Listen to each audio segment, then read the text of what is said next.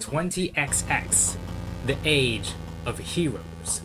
A time where worm and dragon were cherished alike for acts of valor and charm.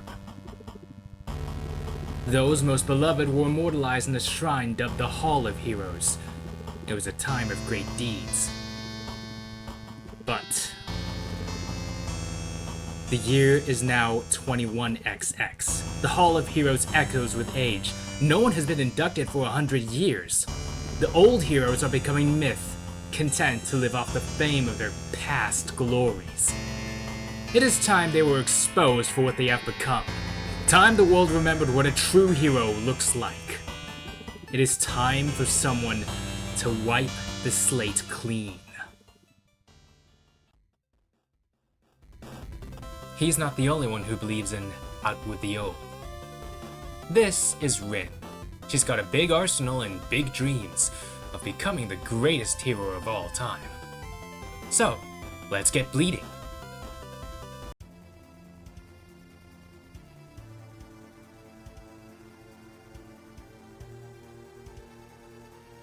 This first level, despite being a mansion, is dark and looks sort of dilapidated, despite all the chandeliers that can be smashed. This place belongs to the slug Guppy, star of some collectathons where he and his kitty pals saved Guppy's family business. Now he's quietly retired here. Only security are those kitties, some fly things, and some kind of attack helicopter. After shooting down the chopper,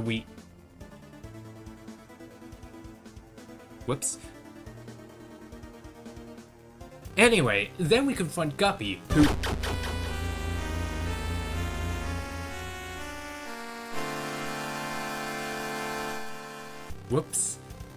Anyway, after the checkpoint, we confront Guppy. So, now's a good time to review Rin's powers and abilities.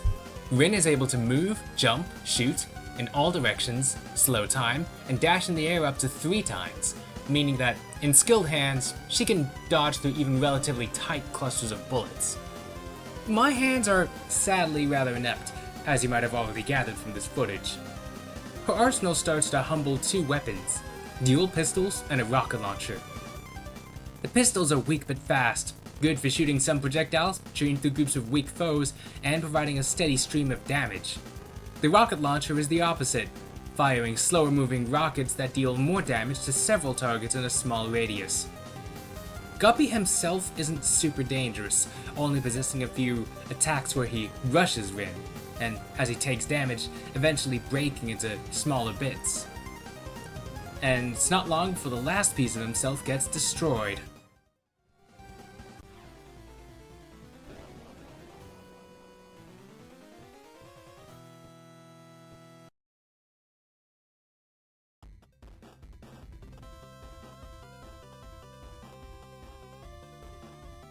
Rin, sometimes heroes gotta get a little messy. Outright hideous even. Completing a level gets us points to use in the shop to unlock new weapons, as well as extensions for the health and slow time bar. The pistols and launcher are perfectly viable, I was able to clear normal using them, but let's look at the other weapons anyway, which you can switch to in the pause menu. The shotgun is a shotgun, good up close but its range is limited, although the spread isn't actually that big compared to other shotties I've seen. The remote mines deal lots of damage, but need to stick to surfaces before exploding, making them very situational. If an enemy is very fast, it might be almost impossible to hit them with the mine itself. Remote rockets curve toward enemies, some of the time anyway, but I found the dumbfire rocket's projectiles much more predictable. The flamethrower shoots short-range jets of flame at a high rate, which sets foes alight on contact for constant damage over time. This can cover a wide area, making it useful for people with bad aim, like me. The laser rifle is much the opposite. A single, unlimited range projectile that does lots of damage immediately, but fires somewhat slowly. The revolver fires bullets that get stronger when they bounce off a surface, making it good for billiards players, or for people who like to click a lot. Sadly, I'm only really familiar with swimming pools, so this isn't so great a pick for me. Finally, the katana is a blend of both long range and short range.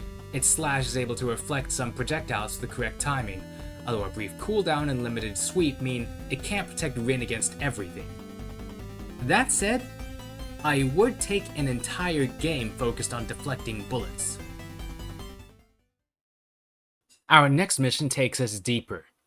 Deep into the Earth's core to take down Gibby and Stu, puzzle platforming heroes who destroyed an evil corporation before leaving to start a new life and family underground. This level starts us on a mining platform blasting down what I assume are their larvae, which already has me feeling pretty bad. Segments of the platform glow red and then ignite, forcing Rin to move about as she dodges enemy fire. And when we finally reach our destination... okay, I feel even worse now. After getting past more lava and larvae, we rush past a giant worm and eventually get another boss fight. The two worms leap across the screen shooting at Rin, and occasionally burrow through the ground to pop out and also shoot at Rin. While it does get close, eventually we succeed.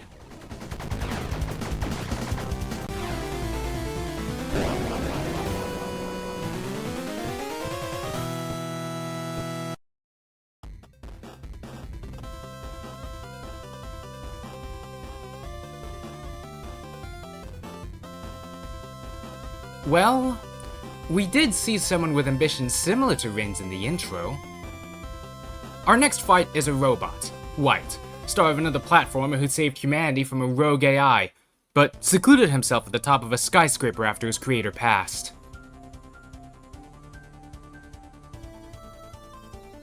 This level has an alarm system mechanic.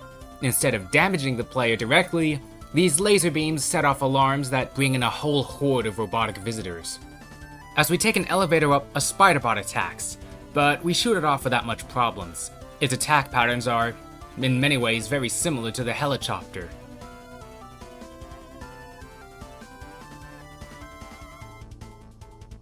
And when we reach the top, we have to set off the alarm to proceed. This next segment becomes a race to hit buttons and open doors before the swarm gets us, and that drops us into the next boss fight. The heavy metal hero makes heavy use of missiles and ramming, but the fact he's got a big shield makes the fight drag on a little as I wait for him to drop his guard. Some weapons shoot projectiles that can pass through this, but for my normal run, I was just using the pistols. I'm not super fond of this kind of boss design. I feel like it's a little bit of a time-wasting tactic. That said, I also recognize that having a boss get killed in seconds can be boring in its own way. It's a mixed issue that I'm not really equipped to solve beyond pointing it out. Thankfully, it's not too long before White joins his creator.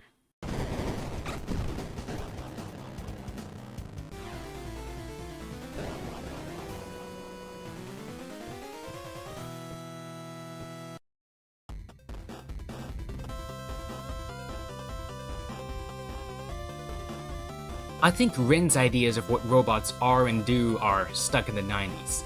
But our next foe might force us to start running in them, cause Bunny Rockette's a racer.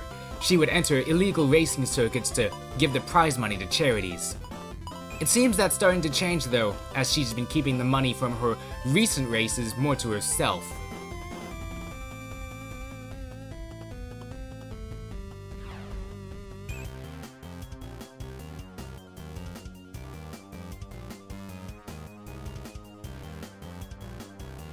The minions for this level oh. Okay, Rin's a murderer, or, well, I guess more of a murderer, but these are actual humans, I think. And sure, they're shooting at her, but she infiltrated the race, which would make Rin the aggressor, right? Come to think of it, she's killed quite a few things so far, and I don't think she or the game ever addresses... Let's talk about the music for this level. The music and sound design pretty much brings to mind older consoles, and while nothing has me feeling cold, it's not quite as fire as other soundtracks I've listened to. The track for the mansion fits its gloomy atmosphere, and a character who would probably have mold growing on him if he weren't a slime. Meanwhile, Rockette's stage has a sense of movement to it that more than fits a racer. And I will say, the stage tracks carry a determined undercurrent that matches Rin, and her infinite lives.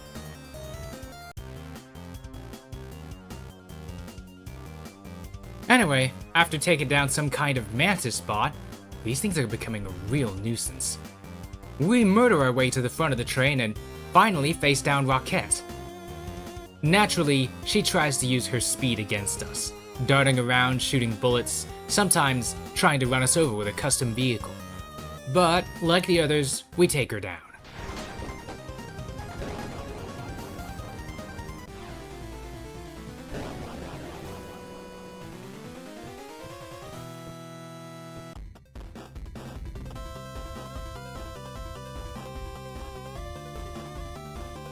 Sure, in a wow, look at her murdering people kind of way.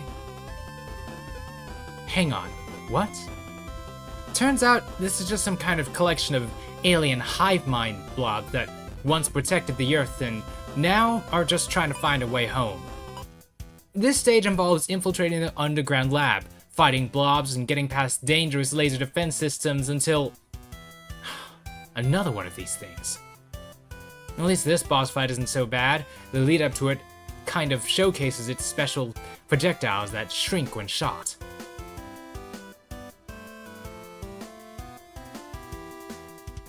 After that, the Hive Mind heroes prove to be a pretty fun boss, actually. They transform into a variety of shapes that all attack Rin in different, decently telegraphed ways, and it doesn't hide quite as much as Gibby and Stu or shield itself like White.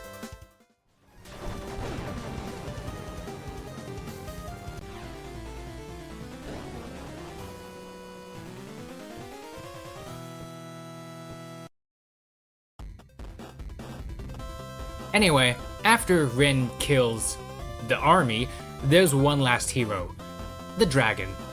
No one can remember what it did to become a hero exactly, but when you start giving a dragon a tribute, you can't just stop. But that does give us an in.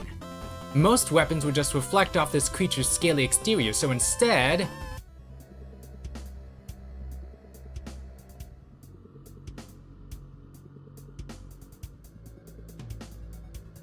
we need to travel inside of it, platforming and blasting past the dragon's teeth and, cells? What is this thing? Yeah, as far as final levels go, this is pretty disgusting. Also, there's one last robot to fight. This one is, I'd say, the most interesting, since its bubbles can be shot to reduce the number of projectiles you have to dodge.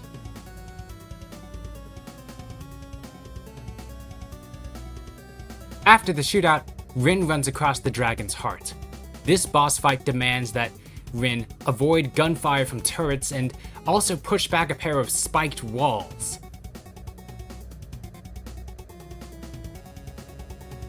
Rin, the human heart looks different.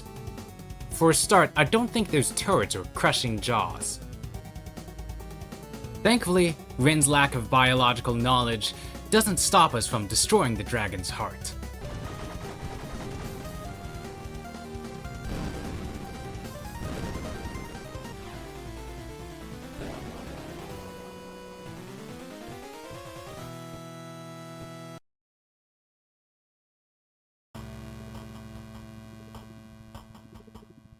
And with the heroes of old defeated, the slate wiped clean, the guy from the intro walks in to steal our victory, claiming credit for our kills.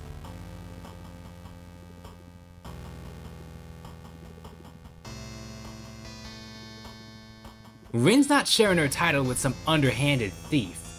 It's a good thing we know just where to find this idiot.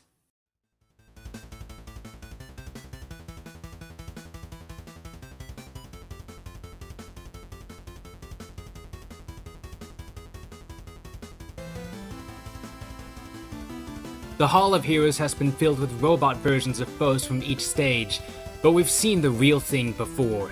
We know their moves. We know they can be defeated. So it's not long before we've made it up to the rooftop.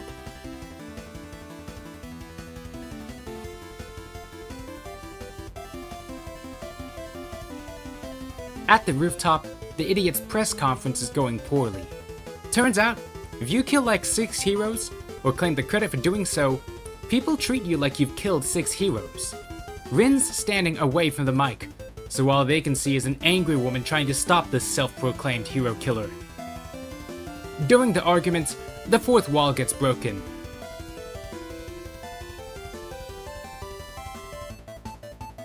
And then quite a few floors get detonated too. On our way down, we fight twin robot replicas of the heroes we've slain. While this does cost me a few retries, like the enemy is on the way up, we fought the real thing before. We know how to beat these guys. Finally, in the ruins, we face the idiot. No more mechs, no more tricks, just the two of us and our weapons. His katana deflects our bullets, he's got a rocket launcher, he calls in bombs, but all in all, it's nothing we can't handle. Before too long, down he goes.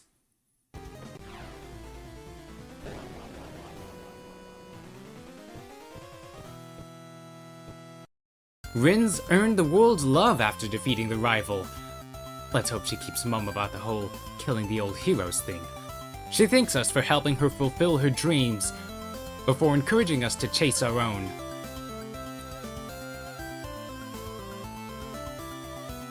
As I let the credits play out, I'm not sure how to conclude this video really. There's a lot more I could say about Bleed 1, go into detail about stage hazards and various enemies, for example, not to mention the unlocks for beating every stage on normal, a robot version of Rin, and separated aim for the pistols. But in all honesty, that's really not what I'm interested in. I mostly did this video because, as I've already alluded to, this is one of two games. For a game mostly made by one person, it's pretty good.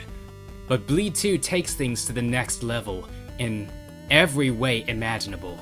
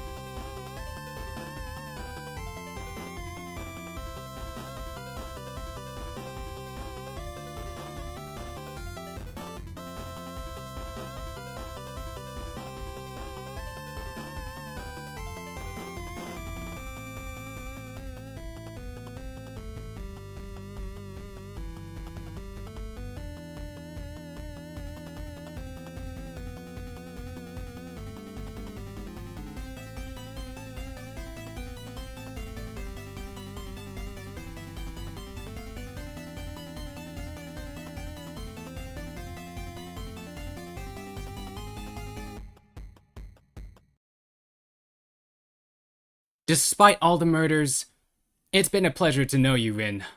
We'll see you again in Bleed 2.